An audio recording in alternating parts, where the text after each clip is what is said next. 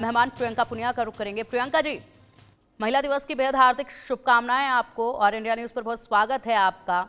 आज का दिन बेहद धन्यवाद खास। धन्यवाद। मुबारक हो जी, बहुत शुक्रिया आपका। आज का दिन बेहद खास है, खास इसलिए क्योंकि आज महिलाओं पर बात हो रही है, महिलाओं के अधिकारों पर बात हो रही है, महिला के सम्मान पर बात हो रही है। कितना फर्क आप महसूस करती हैं महिलाओं के लिए? क्या आज भी भेदभाव देखा जाता है? क्या कुछ आप बदलाव महसूस कर रही हैं? आज के दिन को लेकर भी बात कीजिएगा। बदलाव कितना आप खुद देखती हैं, ये जरूर बताइएगा। देखिए, जहाँ तक महिला दिवस का मैं सवाल समझती हूँ कि हर रोज ही बिना महिला के तो किसी भी घर में जो है वो दिन भी नहीं होता, चाहे वो माँ की फॉर्म में है चाहे पत्नी की फॉर्म में है।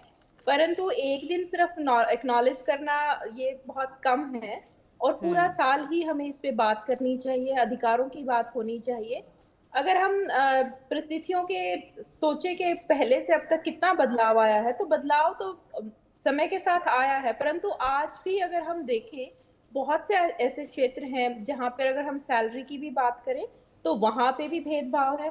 और अगर हम छोटी नहीं बड़ी जॉब्स की या फिर पॉलिटिक्स की भी बात करें तो उसमें भी आप देखेंगे आज के समय अगर हम गिनने बैठते हैं कि कितनी चाहे वो पार्लियामेंट है चाहे वो विधानसभाएं हैं राज्यों की, उनमें कितनी मंत्री जो है वो महिलाएं हैं, उनमें वो एक कोटे के तहत बहुत कम रेशियो जा पाता है।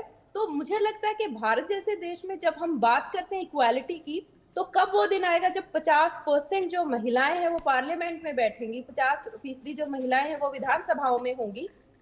तो इस पे बात होनी है। और जो छोटे अगर दो दो क्षेत्र ऐसे हैं जो आपके चैनल के माध्यम से मैं चाहूंगी, अगर आप किसी भी राज्य में देखें, जो शिक्षा का क्षेत्र है और जो हेल्थ का क्षेत्र है, आप देखेंगे जिन लोगों को सरकारी नौकरी जिन महिलाओं को नहीं मिलती, तो ये दो क्षेत्र ऐसे हैं जो जहाँ पे मोस्टली जो है वो महिलाएं काम करती हैं। लेकिन इन दोनों ही फील्ड्स में अगर आप देखें, सैलरी की अगर आप बात करें तो कोई रूल नहीं है, कुछ भी स्पेसिफाइड नहीं है।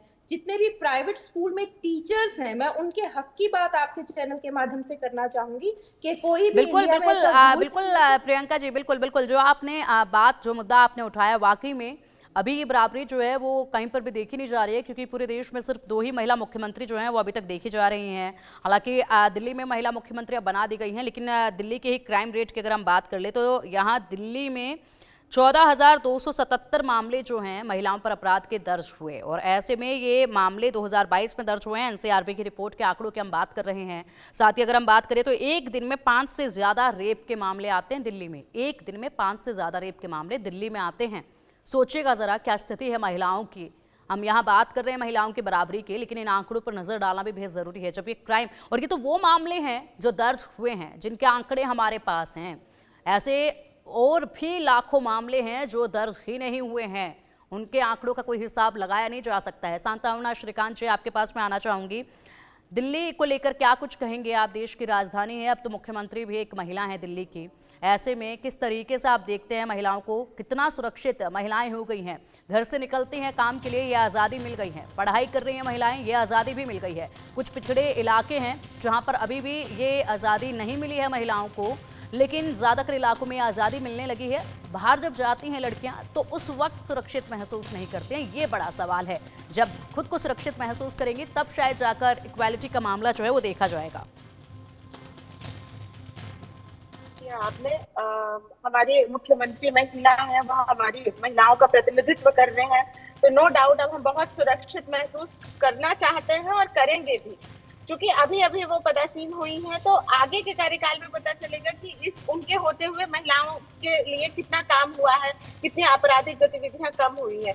अब बात आती है कि हम अपने स्तर पर कैसे सुरक्षा करें। मैं इस पर भी थोड़ा बात करना चाहूंगी। देखिए, विमेन को सबसे पहले उसको आर्थिक तौर पर अपने आप को सुरक्षित करना है और फिजिकली भी अपने आप को इतना स्ट्रांग रखना है कि उस पर कोई अटैक ना कर पाए। नो डाउट आप एक्सटर्नल फैक्टर को आप कंट्रोल नहीं कर सकते, बट आप अपने आप को इम्प्रूव कर सकते हैं।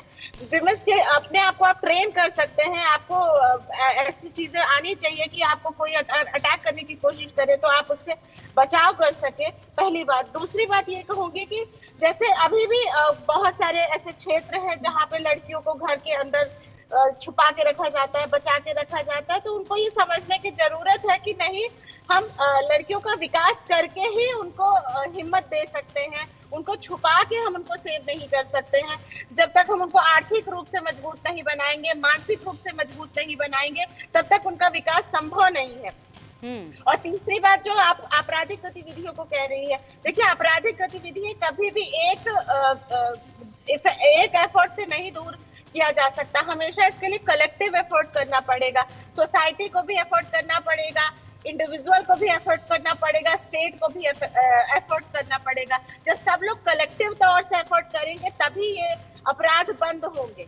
और मैंने कहा ना, महिला स्त्री सिर्फ देह नहीं है, ये इस मानसिकता से पहले बिल्कुल। बाहर आना श्रीकांत जी, आपने यहाँ पर एक बात कही है, श्रीकांत जी आपने यहाँ पर एक बात कही है कि महिलाओं को हमें सशक्त करना होगा, महिलाएं खुद की सुरक्षा करना सीखें, ये भी ज़रूरी है, महिलाएं अच्छी अर्निंग करें, ये भी ज़रूरी है, महिलाएं बाहर से निकले, एजुकेटेड हों, घर से बाहर निकलें और उसके बाद खुद को मजबूत करें, आपने ये कहा।